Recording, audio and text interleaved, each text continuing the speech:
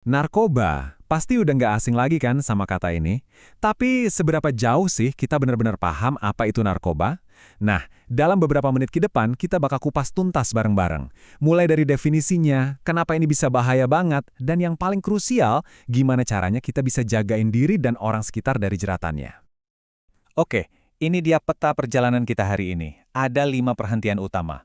Pertama, kita definisikan dulu, narkoba itu apa? Terus kita coba cari tahu kenapa sih orang bisa sampai pakai. Kita juga bakal kenalan sama beberapa jenis yang umum. Lanjut, kita lihat dampak buruknya yang, wah, benar-benar ngeri. Dan terakhir, kita tutup dengan yang positif, yaitu gimana cara mencegahnya. Siap? Langsung aja kita mulai.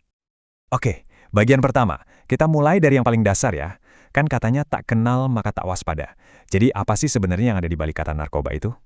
Nah, ternyata narkoba itu singkatan loh dari 3 hal.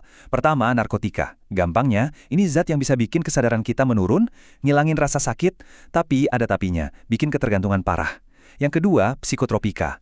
Kalau yang ini targetnya langsung ke CPU kita, yaitu sistem saraf pusat. Efeknya bisa ngubah mood, pikiran, dan perilaku. Bikin candu juga pastinya. Terakhir, ada bahan adiktif lainnya. Ini kayak kategori lain-lain buat zat adiktif yang nggak masuk narkotika atau psikotropika. Tapi tetap aja, dampaknya ke otak itu negatif banget. Nah, ini nih pertanyaan yang mungkin ada di benak kita semua. Kenapa sih ada orang yang mau nyoba barang berbahaya kayak gini? Apa yang bikin mereka nekat? Jawabannya tuh kompleks banget, nggak sesimpel yang kita kira. Yuk kita bedah faktor-faktornya. Jadi, biasanya tuh bukan cuma karena satu alasan aja. Ini tuh kayak kombinasi maut antara masalah dari dalam diri sendiri sama tekanan dari lingkungan. Dari sisi individu, bisa jadi karena kurang percaya diri, lagi ngerasa cemas, atau depresi, atau bahkan cuma karena penasaran, pengen coba-coba. Nah, dari luar, ada juga dorongan kuat. Misalnya, pengaruh teman sepermainan, kurangnya bimbingan agama, atau ngerasa hilang arah di lingkungan yang baru. Oke, sekarang kita masuk ke galerinya. Kita kenalan yuk sama beberapa jenis narkoba yang paling umum beredar. Penting nih buat tahu bentuknya kayak apa, namanya apa, biar kita bisa lebih waspada. Yang pertama, mungkin namanya udah sering banget kita dengar. Heroin, atau yang di jalanan sering disebut putau. Nah, yang perlu diingat, ini bukan zat alami ya. Heroin ini hasil olahan kimia dari morfin, tapi kekuatannya itu jauh lebih kuat. Makanya tingkat adiktifnya luar biasa tinggi.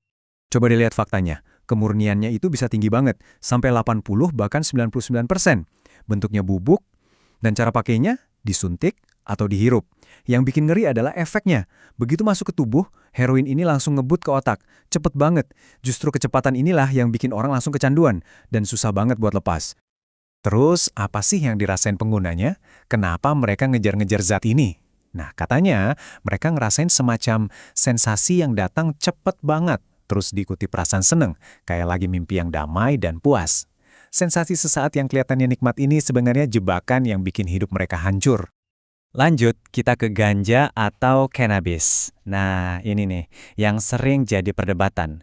Banyak yang mikir, kan dari tanaman, berarti alami dong, nggak bahaya-bahaya amat. Eits, jangan salah. Justru pandangan kayak gitu yang bahaya. Di balik label alaminya, resikonya itu tetap ada dan nyata. Jadi, ganja ini asalnya dari tanaman cannabis sativa dan indica. Zat aktif yang bikin ngefly itu namanya THC. Biasanya bentuknya ya daun kering gitu, terus dipakainya dengan cara dilinting jadi kayak rokok atau pakai pipa. Oke, kalau tadi efeknya lebih menenangkan, sekarang kita pindah ke yang sifatnya ngegas atau memacu. Namanya kokain. Ini tuh stimulan yang kuat banget, efeknya bisa bikin orang ngerasa super energik dan seneng luar biasa, atau euforia. Bentuknya biasanya bubuk kristal putih. Makanya di luar sana sering disebut coca, coke, atau bahkan snow.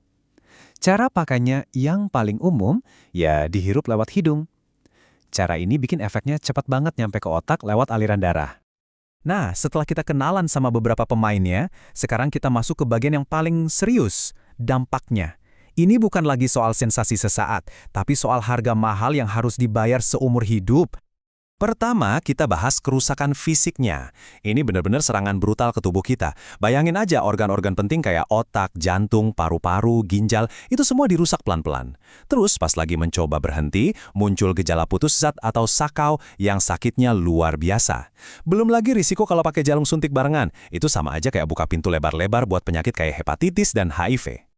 Fisik udah hancur. Selanjutnya giliran mental yang diserang. Coba bayangin, hidup kamu isinya cuma cemas, takut, terus-terusan. Ngeliat atau ngedengar hal-hal yang nggak nyata alias halusinasi. Jadi gampang curigaan sama semua orang. Sifat juga bisa berubah 180 derajat. Yang tadinya ceria jadi penyendiri. Yang tadinya sabar jadi gampang marah. Lama-lama jadi apatis, nggak peduli sama apapun. Dan kerusakannya nggak berhenti di diri sendiri. Efeknya itu kayak domino, merembet kemana-mana, ke kehidupan sosial dan keuangan. Awalnya mungkin sepele, bolos sekolah atau kerja.